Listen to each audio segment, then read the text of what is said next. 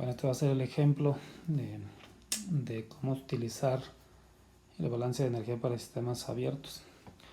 Aquí ya está el enunciado. Se desea bombear agua líquida a 10 kilogramos por segundo a través de una tubería de 5 centímetros de diámetro a una altura de 125 metros. Eso es lo que queremos hacer, bombear agua del nivel de la tierra, en el cero, donde hayamos definido el cero, hasta 125 metros de alto.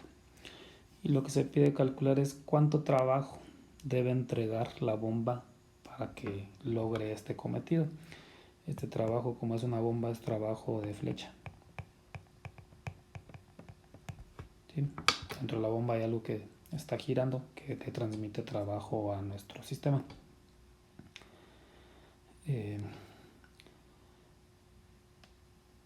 Y viene aquí información adicional. Considere que la temperatura de entrada y salida del agua es la misma, que el agua no intercambia calor con los alrededores y que el sistema pues es el agua en la tubería. Como nuestro sistema es abierto porque está entrando agua, nuestro sistema es el agua en la tubería, hay una entrada que sería pues esta corriente de acá y pues hay una salida que es esta corriente de acá. Entonces lo primero que voy a hacer es escribir el balance de energía para sistema abierto.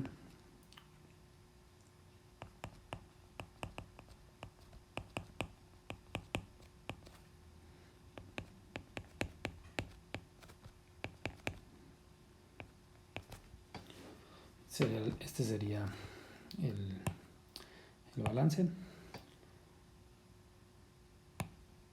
De acuerdo al enunciado, no hay transmisión de calor entre los alrededores y el agua. Entonces eso nos permite eliminar este término. La bomba va a hacer trabajo sobre nuestro sistema, entonces nos vamos a quedar con el signo positivo. Va a haber un cambio importante de energía potencial porque estamos subiendo el agua hasta 125 metros de altura. La cuestión es qué pasa con los otros términos. Entonces hasta aquí pues vamos en delta H más delta de cinética más delta de potencial, pues es igual a WS. ¿Sí? Lo que nos están preguntando en el problema pues es cuánto es este valor, que sería el trabajo que debe entregar la bomba al fluido para elevar los 125 metros.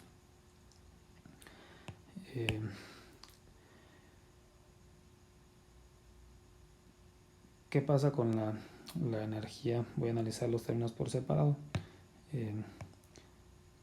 Vamos a empezar con la energía, el cambio de energía potencial, que de acuerdo a la definición del video anterior, pues es un medio del flujo másico, que serían salidas menos entradas, es el flujo de salida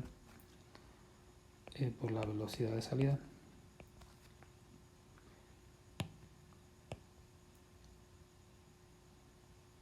Menos un medio del flujo másico de entrada por la velocidad de entrada. Eso sería por la definición. De acuerdo al esquema, pues ahí están. Los flujos másicos de entrada y salida pues deben ser iguales. Ya está aquí esa consideración, si no pues estaríamos creando masa de la nada. Entonces en esta ecuación de acá los flujos pues los voy a llamar simplemente main.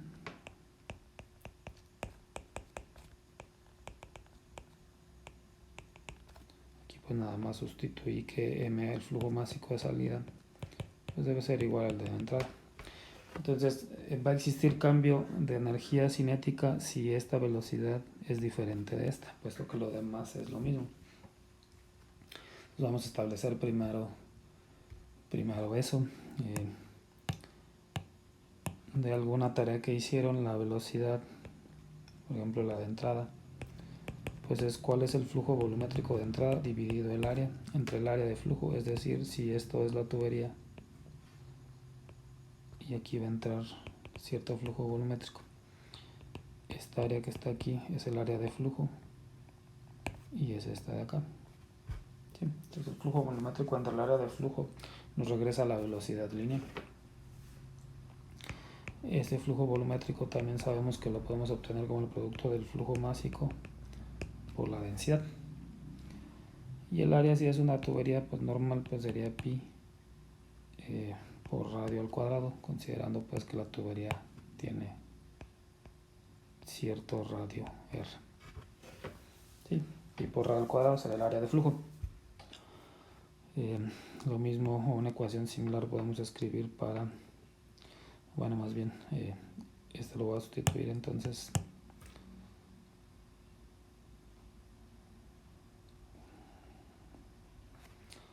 No, aquí tengo un error. El flujo volumétrico es nada más el flujo másico por la densidad. Y esto lo voy a sustituir entonces acá arriba. ¿Sí? Entonces la velocidad lineal de entrada es igual al flujo másico de entrada ρ entre, ahora sí entre el área, que sería pi por radio al cuadrado. ¿Sí? Aquí le voy a llamar pues RI nada más para diferenciar. Y puedo entonces en analogía pues escribir una ecuación para la velocidad de salida, que sería el flujo de salida por ρ entre pi radio de salida. ¿Sí?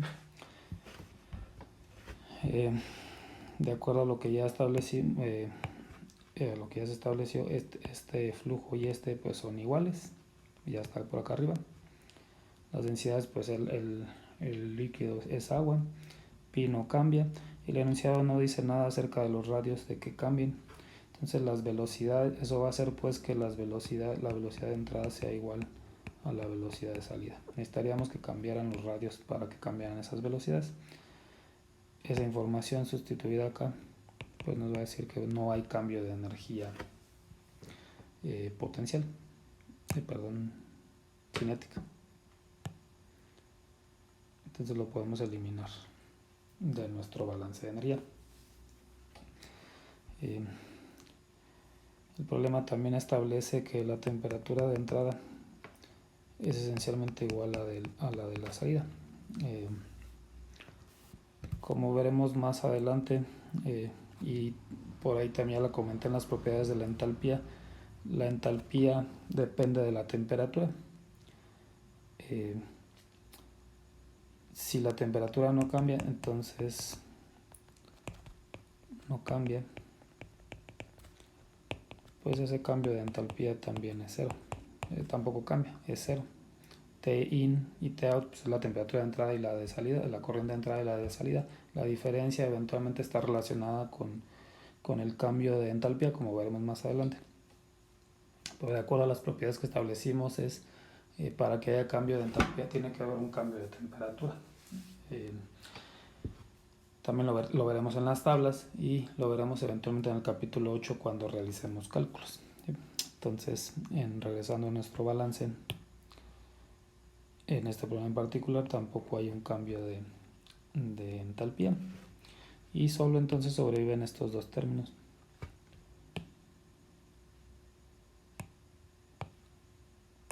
Entonces vamos a aquí, el trabajo de flecha es igual al cambio de energía potencial. De acuerdo a la definición del cambio de energía potencial, pues este es masa de salida, flujo másico de salida, G, Z de salida, menos flujo másico de entrada, G, Z de entrada. De acuerdo al esquema, pues Z de entrada es 0. Entonces solo va a quedar la Z de salida, que son los 125 metros. Y el flujo pues, de salida es la misma de entrada. Este flujo de aquí pues, son 10 kilogramos por segundo.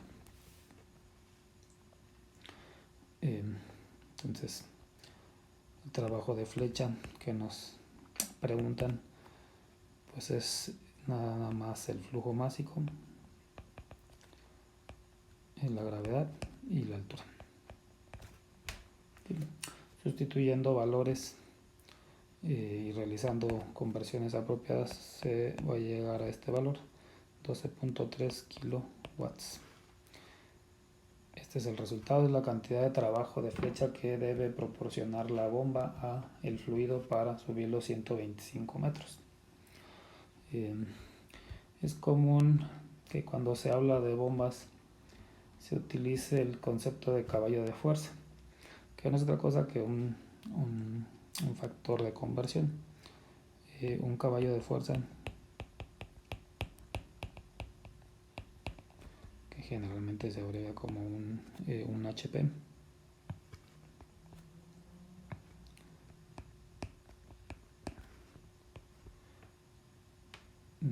es igual a 0.746 kilowatts. Entonces podemos usar este factor de conversión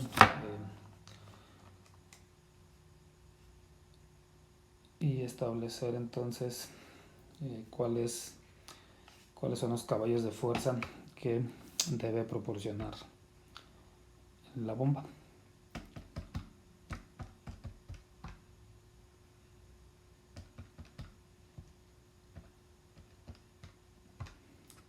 Haciendo esta conversión, vamos a obtener que el trabajo de flecha va a ser igual a 16.5 caballos de fuerza.